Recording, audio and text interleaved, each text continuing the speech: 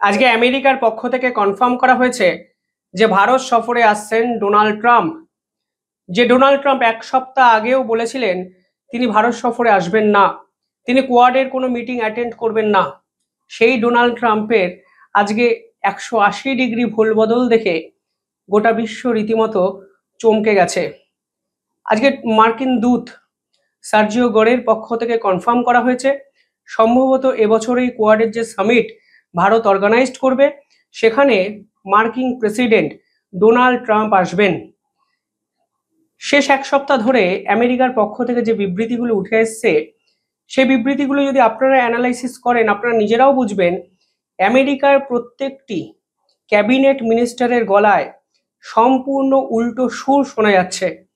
Marco Rubio, Scott Bessent, Peter Navarro তারা আগে যেভাবে ভারতের সম্পর্কে অ্যাগ্রেসিভ এবং ভুলভাল কথা বলতেন, আজকের দিনে দাঁড়িয়ে ডোনাল্ড ট্রাম্পের পদ অনুসরণ করে সম্পূর্ণ উল্টো কথা বলতে কিন্তু শুরু করেছেন। পিটার নাভারো, যিনি সরাসরি বলেছিলেন রাশিয়ার থেকে তেল কেনা মানে ব্রাহ্মণদের লাভ করে দেওয়া এবং সাধারণ মানুষের কোনো লাভ হচ্ছে না ভারতে, সেই পিটার নাভারো কিন্তু কাকতালীয়ভাবে চুপ।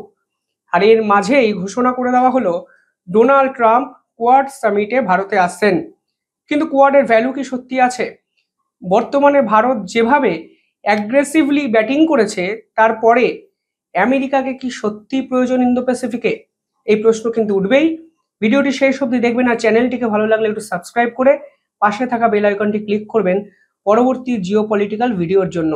ইতিহাস থেকে বর্তমান, সময় থেকে সমাজ, দেশ থেকে বিদেশ, ইতিহাস শুধু বইতে নয়, দেখবেন ভিডিওতেও।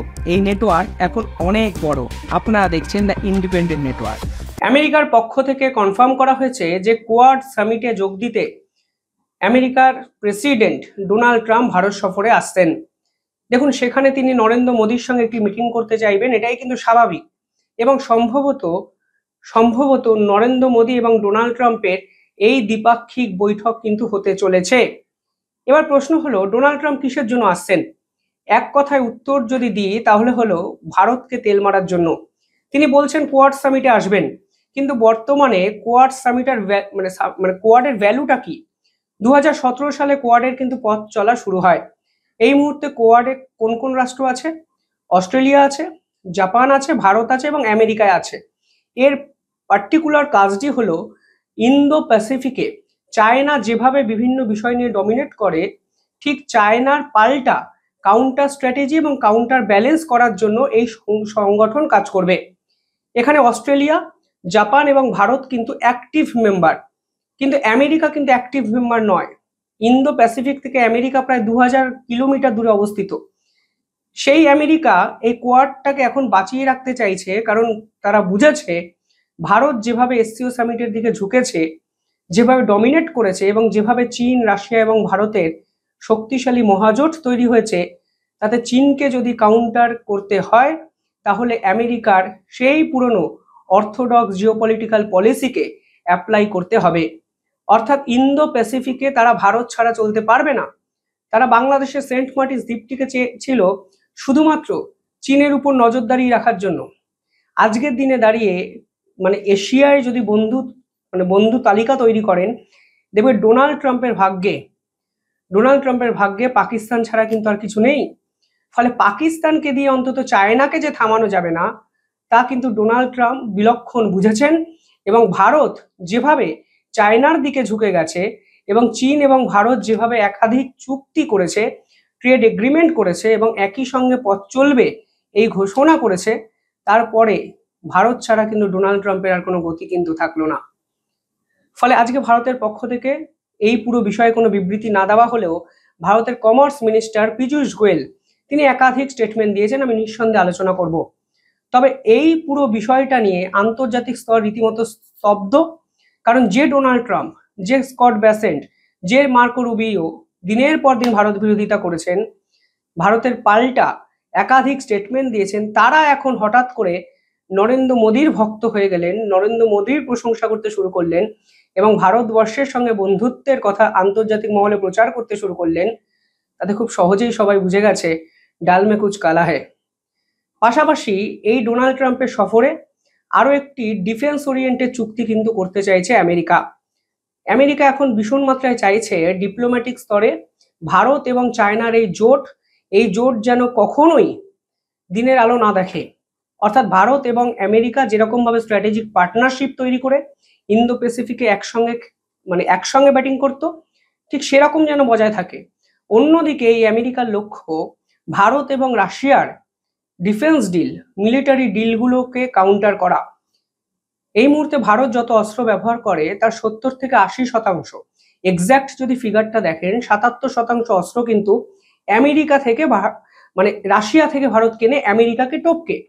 এই মুহূর্তে আমেরিকার কমার্স মিনিস্টার দাবি করেছেন যে আমরা ভারতকে এক্সক্লুসিভ ডিল দেব যদি রাশিয়ার সঙ্গে এই ধরনের অস্ত্র চুক্তিগুলো বাতিল করে ভারত। আর এই মুহূর্তে ভারতের সঙ্গে আমেরিকার নতুন করে কথাবার্তা বন্ধ, কিন্তু আগে যে কথাবার্তাগুলো হয়েছিল সেইগুলোকে ধরে ডোনাল্ড ট্রাম্প এখন চাইছে নতুন করে ভারতের সঙ্গে মিলিটারি এগ্রিমেন্টগুলো করতে। যে তথ্য আমাদের সামনে উঠে এসছে সেখানে দেখা যাচ্ছে P-8 পেট্রোল এয়ারক্রাফট, যা কিন্তু ভারত আমেরিকার থেকে 2009 সালে 12টি কিনেছিল এবং 2016 থেকে 19-এর মধ্যে 4টি কিনেছিল।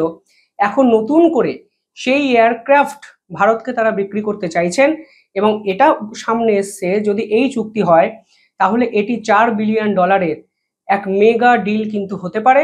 ডোনাল্ড ট্রাম্প এখন চাইছেন ভারতের সঙ্গে এই চুক্তিটিকে কনফার্ম করতে এবং এই জন্যই হয়তো তিনি আরো একবার ভারত সফরে আসবেন এবং তিনি রিয়েলাইজ করছেন যে ভারতকে দূরে সরিয়ে রাখা মানে তার দেশ ডিপ্লোম্যাটিক স্তরে তো ধাক্কা খাচ্ছেই, একাধিক ইকোনমিক্যাল সেক্টরেও, ইকোনমিক জোনেও কিন্তু ধাক্কা খেতে শুরু করেছে। ফলে এই ডিফেন্স চুক্তি হবে কি হবে না তা তো পরের প্রশ্ন, কিন্তু আলোচনার বিষয়বস্তুতে এই বিষয়টি থাকবে, তাই 100% কনফার্ম আজকে বিভিন্ন নিউজ পত্রিকা কিন্তু করে দিয়েছে।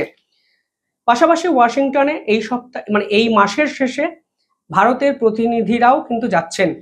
রাজেশ আগারওয়ালের নেতৃত্বে একটি টিম আমেরিকার ট্রেড রিলেটেড কথাবার্তা বলতে পৌঁছচ্ছে এবং ধরে নেওয়া যাচ্ছে যে ডোনাল্ড ট্রাম্প যেভাবে নমনীয়তা দেখাচ্ছেন এবং ডোনাল্ড ট্রাম্প যেভাবে 180 ডিগ্রি পাল্টে খেয়েছেন তাতে ভারত কিন্তু পুরো বিষয়টার অ্যাডভান্টেজ পজিশনে আছে এবং সম্ভবত অক্টোবরের মধ্যে ভারত এবং আমেরিকার একটি ট্রেড রিলেটেড ডিলও কিন্তু কমপ্লিট হয়ে যাবে।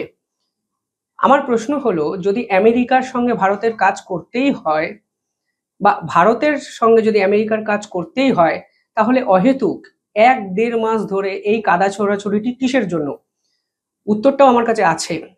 উত্তর হলো, তারা ভেবেছিল ভারতকে পাকিস্তানের মতো ট্রিট করবে। পাকিস্তানকে যেভাবে চাপের কাছে মাথা নত করতে বাধ্য করিয়েছে ট্রাম্প, একের পর এক চুক্তি কার্যত আমেরিকা দখল করেছে, নিয়েছে বাধ্য হয়ে, ঠিক সেরকম ভাবে ভারতও ডোনাল্ড ট্রাম্পের হালকা প্রেসারে সম্পূর্ণ শেষ হয়ে যাবে ভারতের অর্থনীতি, ভারতের জিডিপি, সেই রকম কিন্তু আশঙ্কা আমেরিকার পক্ষ থেকে করা হয়েছিল এবং করার ফলে তারা একটা মিসক্যালকুলেটিভ রিস্ক নিয়েছে। আজকের দিনে দাঁড়িয়ে তাদের এই রিস্কটি ব্যাকফায়ার করেছে।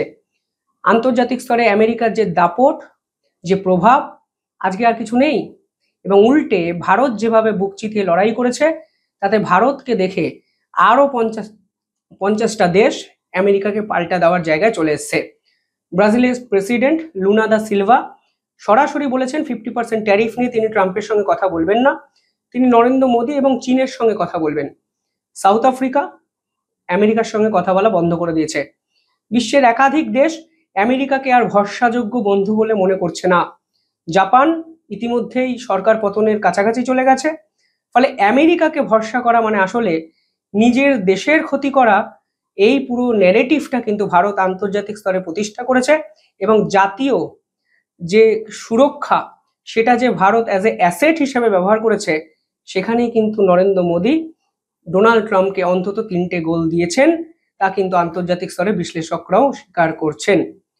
আপনারা কিভাবে দেখছেন পুরো বিষয়টি কমেন্টে জানাবেন আর দেখতে থাকুন দ্য ইন্ডিপেন্ডেন্ট নেটওয়ার্ক।